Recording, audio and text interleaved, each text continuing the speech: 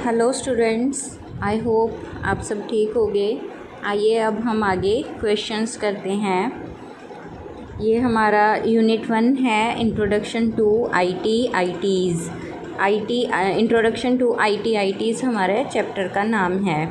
तो सबसे पहला क्वेश्चन है, आईटी क्या है। इंग्लिश में इसका क्या बनेगा, what do you mean by IT.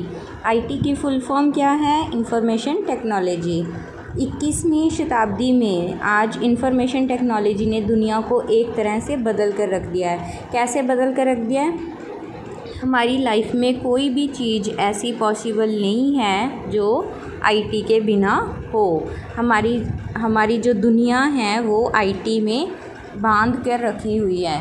मानव जीवन को आज आईटी ने सबसे ज़्यादा प्रभावित किया है। जिन कामों को करने के लिए हमें घंटों लगते हैं वह आज कुछ ही सेकंड में कर सकते हैं। किसकी वजह से कर सकते हैं, आईटी की वजह से।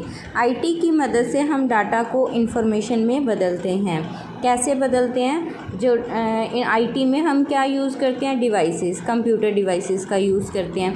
पहले जो हमारे पास डाटा होता है हम उसको कंप्यूटर में एंटर करते हैं, फिर उस डाटा को प्रोसेस किया जाता है। प्रोसेस करने के बाद उस डाटा से जब हम कोई रिज़ल्ट्स या कोई आउटपुट लेते हैं या उस प्रोसेस डाटा से कोई भी हम डिसीज़न ले पाते हैं तो उसको हम क्या बोलते हैं कि वो डाटा जो अब हमारे लिए क्या बन जाता है, इंफॉर्मेशन, और एक जगह से दूसरी जगह आसानी से भेज सकते हैं। सेकंड क्वेश्चन है, आईटीज़ क्या है। आईटी की फुल फॉर्म क्या है, इंफॉर्मेशन टेक्नोलॉजी, और ईएस का मतलब इनेबल्ड सर्विसेज।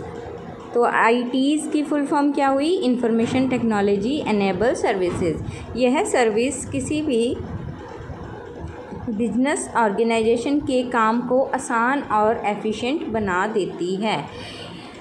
बिजनेस को ऑर्गेनाइजेशन क्या होता है कि एक कंपनी लगा लो, एक कंपनी होती है प्राइवेट कंपनी, और वो मिलकर कुछ कहीं आउटसोर्सिंग के थ्रू या कैसे भी वो कोई ना कोई काम करते हैं, एक बिजनेस चलाते हैं। उनके काम को आसान और एफिशिएंट कैसे बनता है, वो आईटीज़ की वजह से। इन सर्विसेज की मदद से कंपनी या ऑर्गेनाइजेशन में काम बहुत ही कम समय में कर लिया जाता है, जैसे कि billing service, data entry service, database services और वेब सर्विसेज।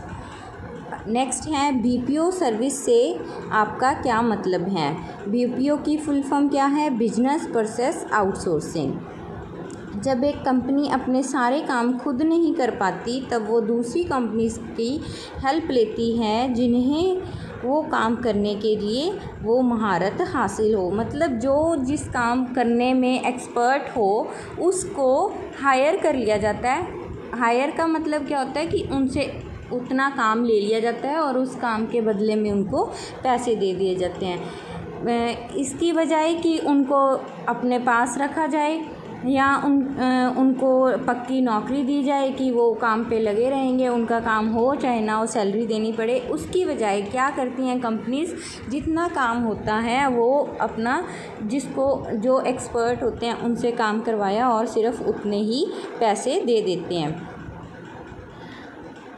अगर इन काम की बात करें तो इनमें मुख्य रूप से है कस्टमर सर्विस। अब जैसे कस्टमर सर्विस है, कस्टमर सर्विस हम एक अच्छी सी एग्जांपल ले लो। जैसे